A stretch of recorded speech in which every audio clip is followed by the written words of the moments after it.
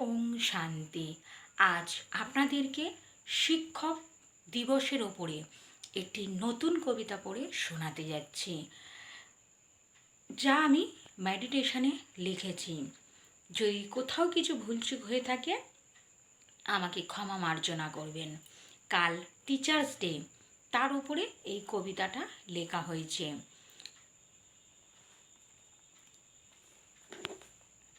গুরু দেখায় আলোর দিশা, আলোর পথ বলে দেয়, নিয়ে যায় জ্ঞানের সমাজে, যা উচ্চশিক্ষায় কর্মযুদ্ধে প্রয়োগ করা যায়।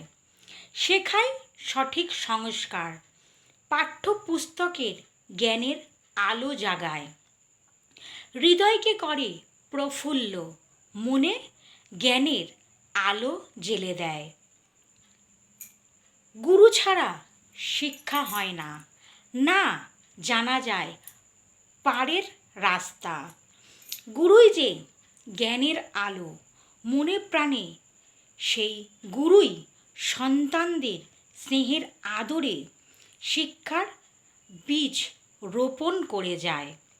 চেষ্টা করে বড় হোক, হোক মহান ব্যক্তি, সঠিক কর্ম করুক সকল স্কুলেরই ছাত্রছাত্রী।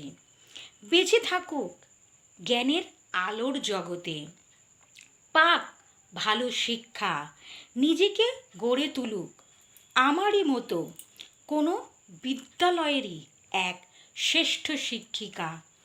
পাক সে নতুন জীবন, সেও যেন পাঠ্যপুস্তকের জ্ঞান ছড়াতে পারে। দিদিমণিদের মুখ উজ্জ্বল করে সদাই গুরুজনদের ভক্তি শ্রদ্ধা করে।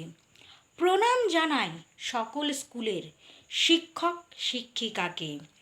ধন্য আপনাদের জীবন, ছাত্রছাত্রীদের স্নেহের আদরে পাঠ্যপুস্তক পড়ান, এইভাবে নিয়ে যান আরও উচ্চশিক্ষার জ্ঞানের জগতে। ওম শান্তি বাবা। সকল স্কুলের দিদিমণিদের এবং শিক্ষক শিক্ষিকাদের জানাই আমার আন্তরিক প্রীতি শুভেচ্ছা। সকল স্কুলের শিক্ষক শিক্ষিকাদের উপরে এই কবিতাটা লেখা হয়েছে। একটা শিক্ষক বা শিক্ষিকা স্টুডেন্টদেরকে মনে প্রাণে কিভাবে তারা দেখে সন্তানদের মতো, এবং তাদেরকে কিভাবে শিক্ষা দেয় তার উপরেই লেখা হয়েছে যে তারা সন্তানের মতো সেই স্টুডেন্টদের ভালোবাসে, এবং শিক্ষক শিক্ষিকারা তারাও চায় আমাদের স্টুডেন্টরা বড় হোক, মহান একজন ব্যক্তি হোক, আমাদের মতো কোনো এক বিদ্যালয়ের শ্রেষ্ঠ শিক্ষক শিক্ষিকা তারাও হোক, ভালো কর্ম করুক, ভালো কর্মযুদ্ধে তারা যেন যায়, যেন গুরুজনদের ভক্তি শ্রদ্ধা করে, তার উপরেই লেখা হয়েছে। যদি ভুলচুক হয়ে থাকে আমাকে ক্ষমা মার্জনা করবেন। ওম শান্তি।